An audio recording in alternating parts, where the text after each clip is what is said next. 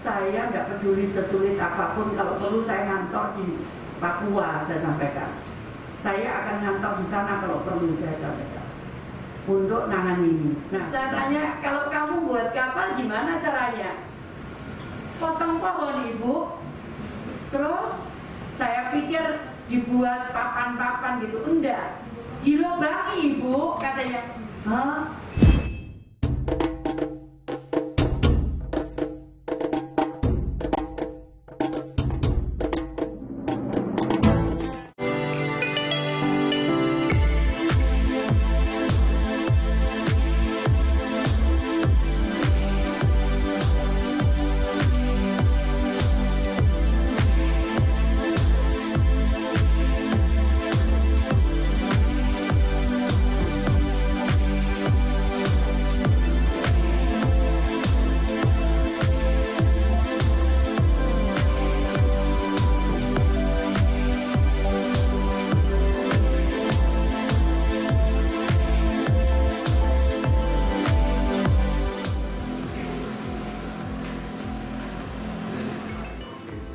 Rebu, saya bilang sudah tertinggal. Saya itu sebenarnya ya capeknya Yang saya hormati Bapak Rektor beserta seluruh sivitas akademika Uniden. Menurut saya para mahasiswa ini akan sangat bisa survive kalau mereka mengerti kondisi lapangan. Karena itu kemudian saya terus terang minta bantuan sama ada Pak Rektor ITS untuk minta bantuan bagaimana kita bisa membangun Papua ini. Karena menurut saya handicap masalah utama adalah transportasi. Menurut saya handicap paling besar adalah transportasi. Saya percaya seluruh masalah culture, masalah human capital itu akan lebih mudah diselesaikan kalau transportasi ini menjadi sesuatu yang bukan hambatan. Jadi kalau transportasi ini menjadi bukan hambatan, maka kita bisa mempengaruhi culture menjadi lebih baik. Maka kita bisa mempengaruhi human capital menjadi lebih baik. Jadi artinya sebetulnya ya sama saja gitu. Kita tidak usah bicara ini Papua, tapi bahwa hambatan atau apapun memang harus kita selesaikan. Jadi karena itu kemudian saya minta bantuan Pak Rektor, tolong dibantu saya karena menurut saya Menteri Sosial sebetulnya. Tapi saya tidak bisa menyelesaikan kemiskinan dan permasalahan lain kalau saya tidak membangun infrastruktur, yaitu transportasi. Dan ternyata kemarin kita diskusi, termasuk di Jaya itu misalkan, itu termasuk ada kelompok komunitas adat terpencil yang juga menjadi tanggung jawab kami di Kementerian Sosial. Jadi artinya sebetulnya ya contohnya kemarin saya di Kalimantan ada 2 suku terasing di daerah mana itu? Dayak, ya di Dayak Meratus. Nah ternyata ada 3 kelompok, yang satu kelompok dia sudah dapat akses bagus, perumahan bagus. Nah dua kelompok yang lain mereka aksesibilitas nggak ada. Saya sampaikan Pak Bupati, kita harus bangun aksesibilitas kepada mereka. Dan ternyata kemudian saya pulang, saya dicegat oleh ibu-ibu begitu, dia cerita handicap masalah infrastruktur mereka. Akhirnya disepakati kemarin Pak Bupati akan bangun jalan, kami akan membangun yang lain, Sorong dan sekitarnya. Yang terjadi kemudian ada seorang anak, seorang pendamping, itu ada dari Yahukimo. Dia menyampaikan ke saya, Ibu, saya senang sekali Ibu mau ketemu dengan kami. Kita pakai Bitcoin. Dia cerita sulitnya gini gitu, tapi ada sahabatku ini sulit kayaknya. Tidak, saya nggak peduli sesulit apapun, kalau perlu saya ngantor di Papua, saya sampaikan. Saya akan ngantor di sana kalau perlu, saya sampaikan, untuk nangani ini. Nah, kemudian yang berikutnya, saat itu ada juga apa ya, keluhan dari mana sih, cerita dari selain tadi si anak tadi Mamberamu. Saya tanya, kalau kamu buat kapal gimana caranya?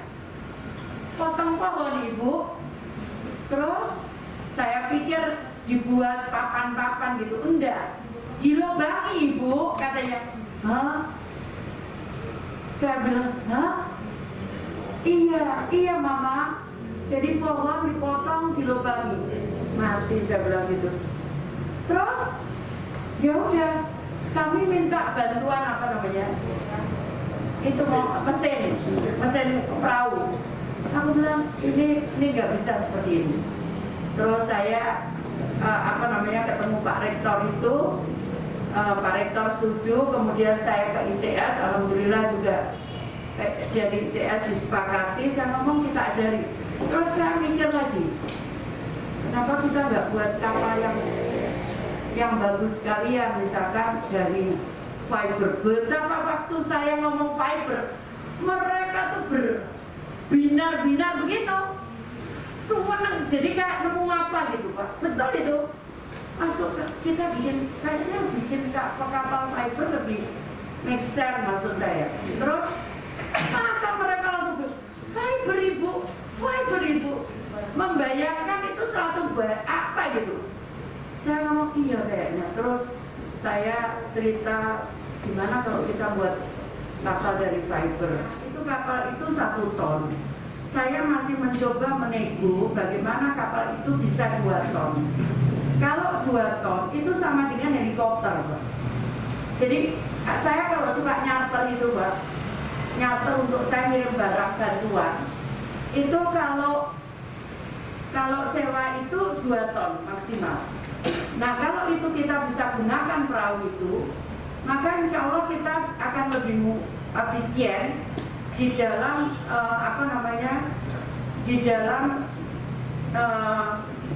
distribusi barangnya.